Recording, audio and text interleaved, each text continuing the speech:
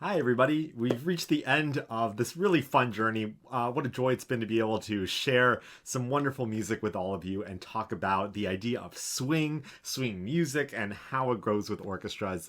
Once again, I'm so proud of all of you for continuing to use your creativity and your imagination to make music, to listen to it, to think about it.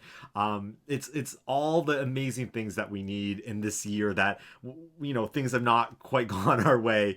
But as we wait till the time where we can all come back together in concert halls and be able to share music together, thousands of people together, while we're still waiting for that, we can each find in ourselves, that core of music, of wanting to create and make things happen.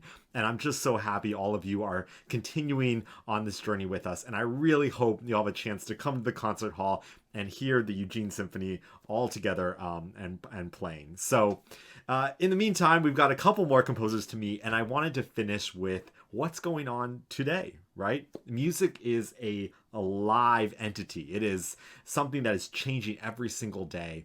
And one of my greatest joys in being a conductor is getting to introduce people to new works of music and to some of the amazing composers who are writing music right now.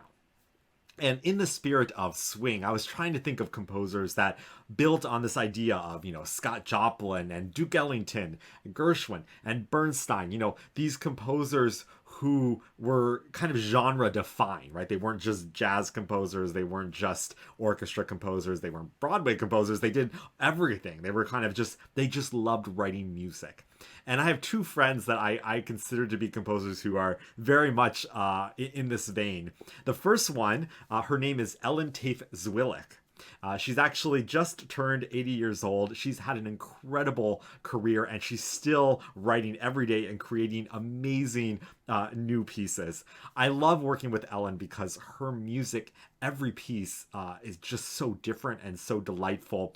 And her own background, much like the composers we've been talking about, was in a lot of different genres. She was playing violin in an orchestra, but then she would go to the jazz clubs and she'd play jazz afterwards. So she brings a lot of different influences into her music. So, and in the end, she is now one of our most famous American composers working today. She was the first woman to win the Pulitzer Prize for Music, which is probably the most prestigious award for music in the world. And so she continues to write for all of the greatest ensembles, and I've been so lucky to have a chance to work with her. This is a piece I wanted to play a little bit for you of a piano concerto called Shadows. And this is just the last couple minutes, but you'll get that sense of, it's a big orchestra piece with a piano solo, but you're going to hear all of those fun jazz influences that come in and out of this piece. So I hope you enjoyed this. Unfortunately, I don't have videos, so you'll just have to use your ears and kind of imagine how much fun this would be to watch being played.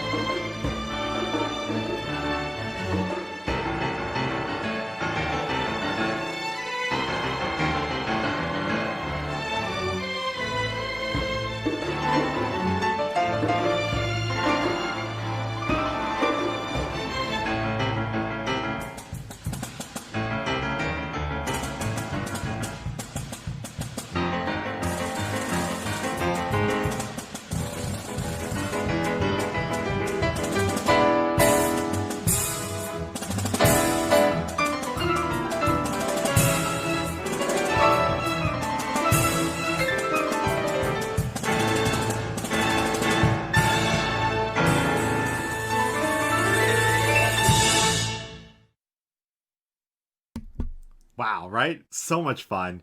And as you can imagine, Ellen is just an incredible person to get to know. So lively and so fun to talk to. And as a matter of fact, depending when you see this, if you're seeing this in the spring here, I'm working with the Santa Rosa Symphony, and we're doing several pieces of hers, and we're streaming them on YouTube for free. So be sure to maybe check out what's going on. You might be able to catch one of her newer works that we're actually performing right now in Santa Rosa. Another composer I wanted to introduce you to is Matt Browne, a really good friend of mine, and one of the most innovative and interesting people to talk to and to listen to their music. We've done several pieces together, and this is one of my favorites, and I think you're going to enjoy this too. It always gets a really fun laugh out of the audience when they hear it. Matt has just such a great sense of humor and so much character in his music. This is a piece called Barnstorming Season. And so it's written about like trick pilots back in the 20s. And so what was the music of the 20s? That's right. It was ragtime and swing. And so in this piece, you're going to hear, this is the beginning of the piece, and you're going to hear the propellers on these old planes like get started, and then the engine is roaring, and you're going to hear these old planes, you're going to hear in the music, it kind of like takes off, and everything's kind of crazy and scary.